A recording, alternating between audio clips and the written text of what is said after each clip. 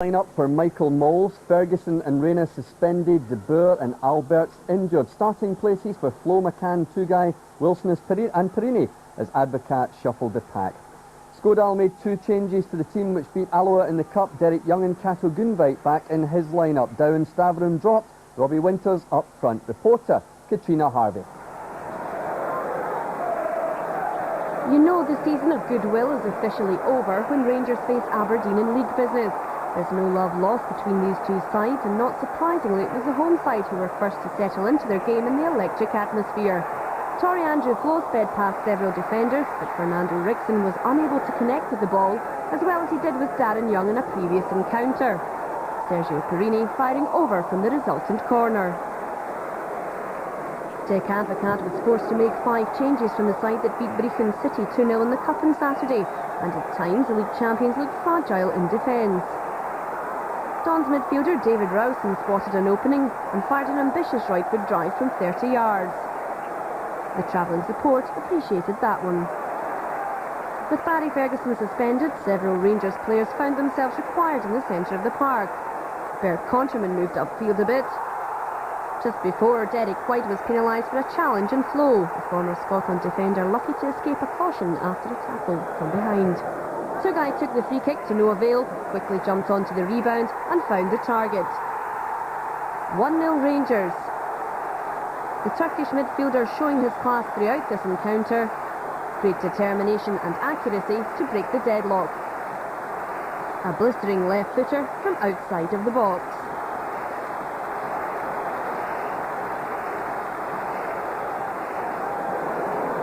Aberdeen never looked like a side on the verge of a thrashing. They never really got to grips with this clash, particularly in the latter stages of the first half.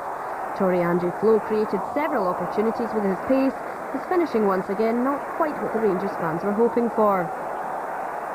Stand-in skipper Arthur Newman initiated a pacey move in the 39th minute, but Don's defender Kevin McNaughton did well to get in front of Flo and knock the ball clear.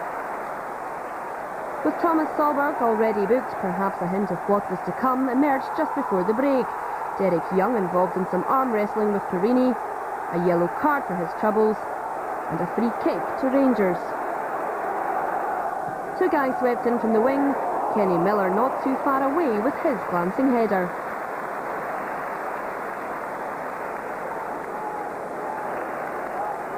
Stefan Kloss kicked off one of Rangers' best attacks in the opening 45. Flo was involved in the left-sided build-up, and he was also the player to finalise the move. A powerful strike, but David Priest was in fine form to block. Into the second half then, and Sergio Perini swept the ball into the danger area. Fernando Rickson rose above his marker, but his header didn't trouble the Aberdeen keeper. However, in true Rangers Aberdeen fashion, the game soon exploded into life in the worst possible way. Neil McCann and Philip Maguire involved in a right old handbags at dawn scuffle, John Rowbotham perfecting the art of nightclub bouncer. Arms flagging all over the place, McCann got a yellow card, and despite the protests of his teammates, Maguire, cautioned minutes earlier for a foul on Tugai, was sent packing. Aberdeen down to 10 men. And it didn't take too long for proceedings to flare up once again. McCann incensed about the treatment he was receiving from Darren Young. Tugai tried to calm things down, but the Scotland striker still raging. So much so that Rowbotham produced the yellow and red for the second time in the evening and made the game 10-a-side.